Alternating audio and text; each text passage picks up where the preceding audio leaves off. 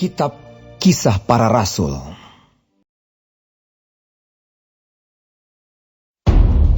Setelah diputuskan bahwa kami akan berlayar ke Italia, maka Paulus dan beberapa orang tahanan lain diserahkan kepada seorang perwira yang bernama Julius dari pasukan Kaisar. Kami naik ke sebuah kapal dari Adramyttium yang akan berangkat ke pelabuhan-pelabuhan di sepanjang pantai Asia, lalu kami bertolak. Aristarkus, seorang Makedonia dari Tesalonika, menyertai kami. Pada keesokan harinya kami singgah di Sidon. Julius memperlakukan Paulus dengan ramah dan memperbolehkannya mengunjungi sahabat-sahabatnya supaya mereka melengkapkan keperluannya. Oleh karena angin sakal, kami berlayar dari situ menyusur pantai Siprus. Dan setelah mengarungi laut di depan Kilikia dan Pamfilia, sampailah kami di Mira, di daerah Likia. Di situ perwira kami menemukan sebuah kapal dari Alexandria yang hendak berlayar ke Italia. Ia memindahkan kami ke kapal itu. Selama beberapa hari berlayar, kami hampir-hampir tidak maju, dan dengan susah payah kami mendekati Knidus. Karena angin tetap tidak baik, kami menyusur pantai Kreta melewati Tanjung Salmone. Sesudah kami dengan susah payah melewati tanjung itu, sampailah kami di sebuah tempat bernama Pelabuhan Indah dekat kota Lasea. Sementara itu sudah banyak waktu yang hilang. Waktu puasa sudah lampau dan sudah berbahaya untuk melanjutkan pelayaran. Sebab itu, Paulus memperingatkan mereka. Katanya, "Saudara-saudara, aku lihat bahwa pelayaran kita akan mendatangkan kesukaran-kesukaran dan kerugian besar. Bukan saja bagi muatan dan kapal, tetapi juga bagi nyawa kita." Tetapi perwira itu lebih percaya kepada jurumudi dan nakhoda daripada kepada perkataan Paulus. Karena pelabuhan itu tidak baik untuk tinggal di situ selama musim dingin, maka kebanyakan dari mereka lebih setuju untuk berlayar terus dan mencoba mencapai kota Phoenix untuk tinggal di situ selama musim dingin. Kota Phoenix adalah sebuah pelabuhan pulau Kreta yang terbuka ke arah barat daya dan ke arah barat laut. Pada waktu itu, angin sepoi-sepoi bertiup dari selatan. Mereka menyangka bahwa maksud mereka sudah tentu akan tercapai. Mereka membongkar sau, lalu berlayar dekat sekali menyusur pantai Kreta. Tetapi tidak berapa lama kemudian turunlah dari arah pulau itu angin badai yang disebut angin timur laut.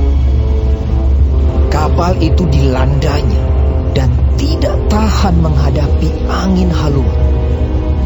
Karena itu kami menyerah saja dan membiarkan kapal kami terombang-ambing. Kemudian kami hanyut sampai ke pantai sebuah pulau kecil bernama Kauda. Dan di situ dengan susah payah kami dapat menguasai sekoci kapal itu. Dan setelah sekoci itu dinaikkan ke atas kapal, mereka memasang alat-alat penolong dengan meliliti kapal itu dengan tali. Dan karena takut terdampar di beting Sirtis, mereka menurunkan layar dan membiarkan kapal itu terapung-apung saja. Karena kami sangat hebat diombang-ambingkan angin badai, maka pada keesokan harinya mereka mulai membuang muatan kapal ke laut. Dan pada hari yang ketiga, mereka membuang alat-alat kapal dengan tangan mereka sendiri. Setelah beberapa hari lamanya baik matahari maupun bintang-bintang tidak kelihatan, dan angin badai yang dahsyat terus-menerus mengancam kami, akhirnya putuslah segala harapan kami untuk dapat menyelamatkan diri kami.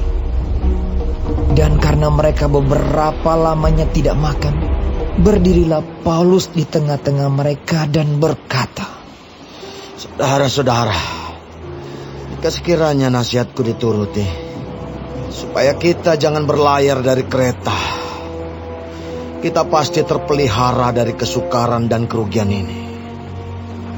Tetapi sekarang, juga dalam kesukaran ini, aku menasihatkan kamu supaya kamu tetap bertabah hati. Sebab tidak seorang pun di antara kamu yang akan binasa, kecuali kapal ini. Karena tadi malam, seorang malaikat dari Allah, yaitu dari Allah yang aku sembah sebagai miliknya, berdiri di sisiku, dan ia berkata, 'Jangan takut, Paulus. Engkau harus menghadap Kaisar. Dan sesungguhnya, oleh karunia Allah, maka semua orang yang ada bersama-sama dengan engkau di kapal ini akan selamat karena engkau.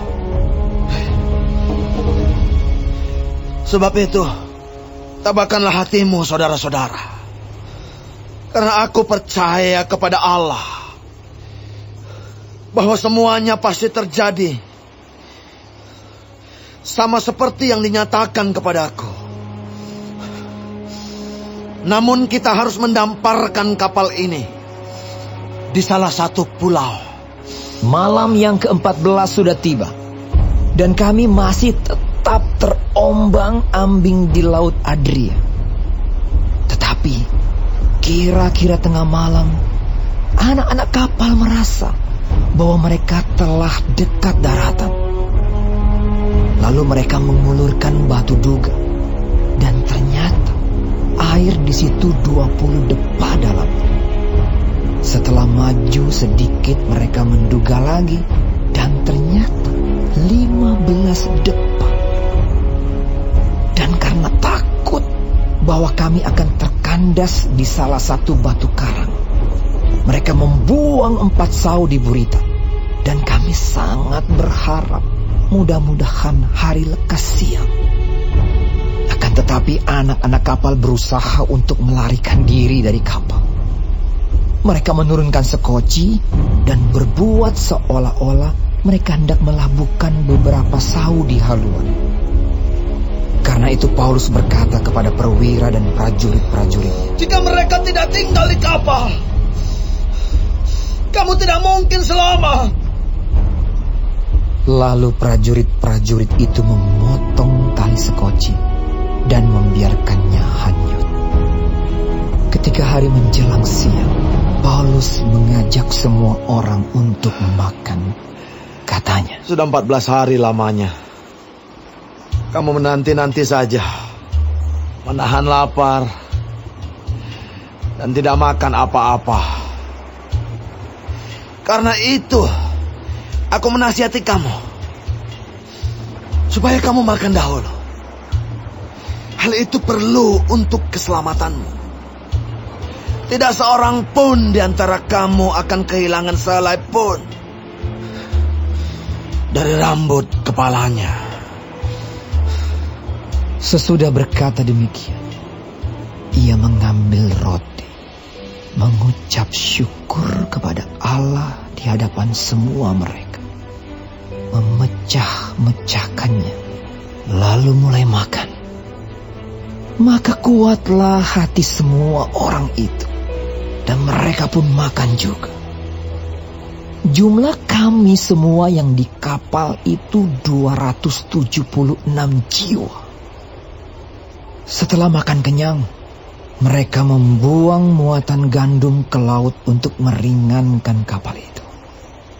Dan ketika hari mulai siang, mereka melihat suatu teluk yang rata pantainya. Walaupun mereka tidak mengenal daratan itu, mereka memutuskan untuk sedapat mungkin mendamparkan kapal itu ke situ. Mereka melepaskan tali-tali sau, lalu meninggalkan sau-sau itu di dasar laut. Sementara itu, mereka mengulurkan tali-tali kemudi, memasang layar topang, supaya angin meniup kapal itu menuju pantai. Tetapi mereka melanggar busung pasir dan terkandaslah kapal itu. Haluannya terpancang dan tidak dapat bergerak, dan buritannya hancur dipukul oleh gelombang yang hebat. Pada waktu itu, prajurit-prajurit bermaksud untuk membunuh tahanan-tahanan, supaya jangan ada seorang pun yang melarikan diri dengan berenang. Tetapi perwira itu ingin menyelamatkan Paulus. Karena itu ia menggagalkan maksud mereka dan memerintahkan supaya orang-orang yang pandai berenang lebih dahulu terjun ke laut dan naik ke darat, dan supaya orang-orang lain menyusul dengan mempergunakan papan atau pecahan-pecahan kapal. Demikianlah mereka semua selamat naik ke darat.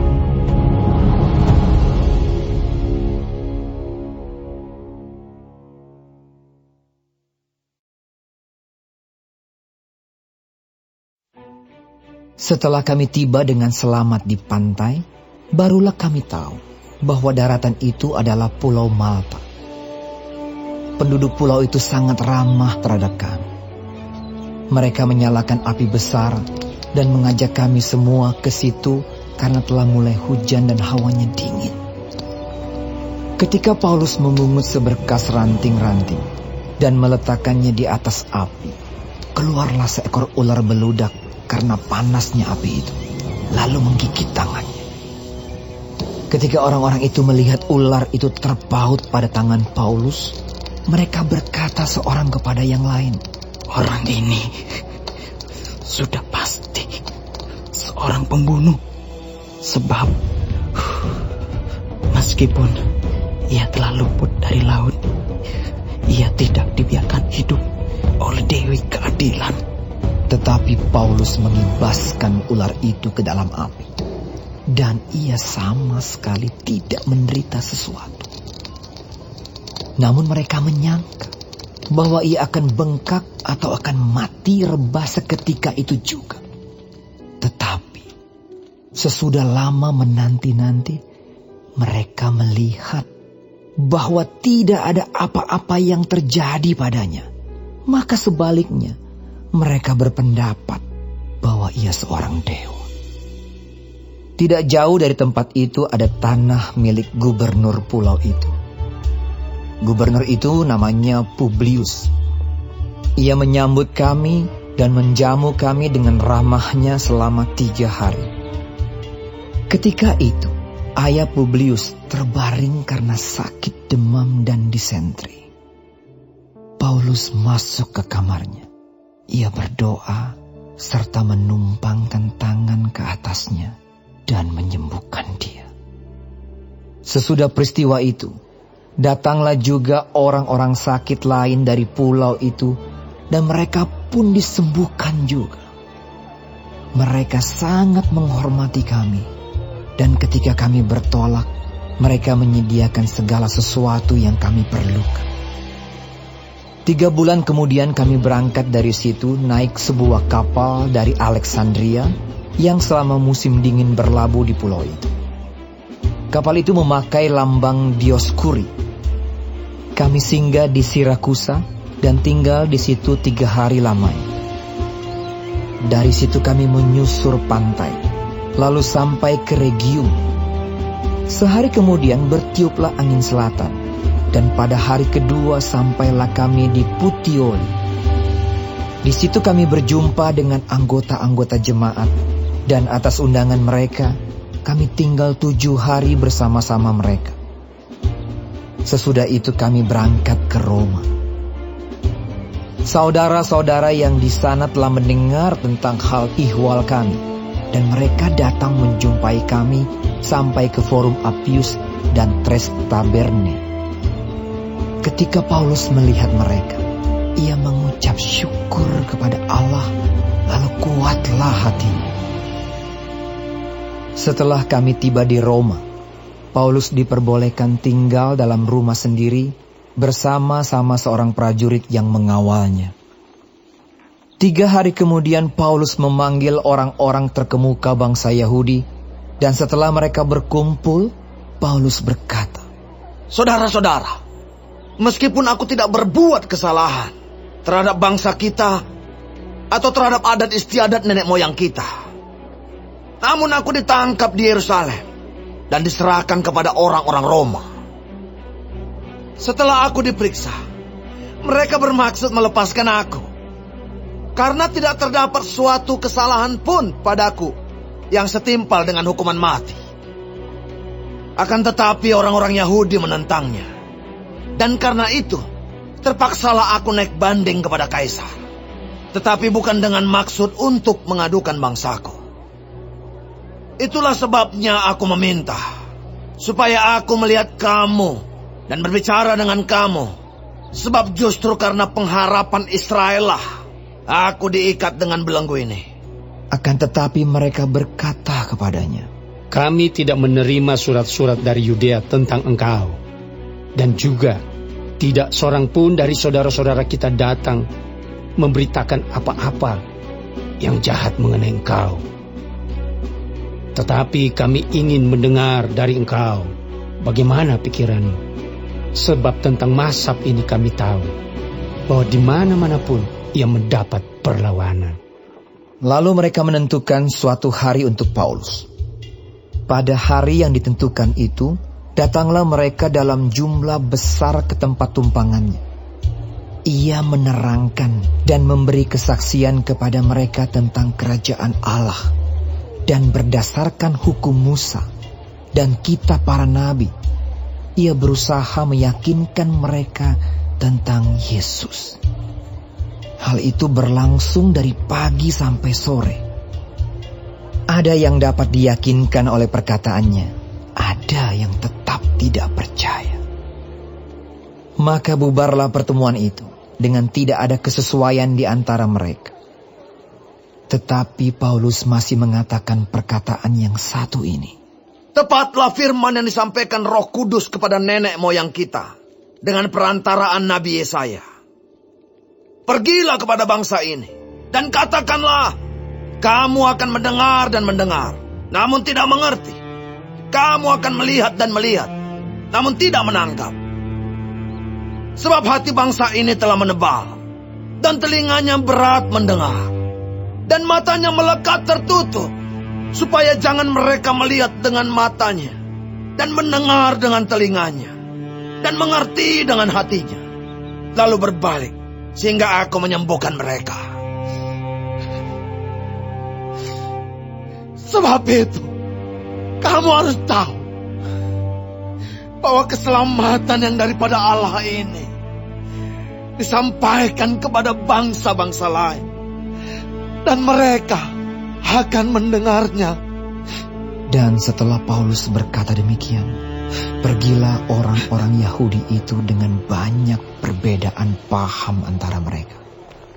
Dan Paulus tinggal 2 tahun penuh di rumah yang disewanya sendiri itu. Ia menerima semua orang yang datang kepadanya dengan terus terang dan tanpa rintangan apa-apa. Ia memberitakan kerajaan Allah dan mengajar tentang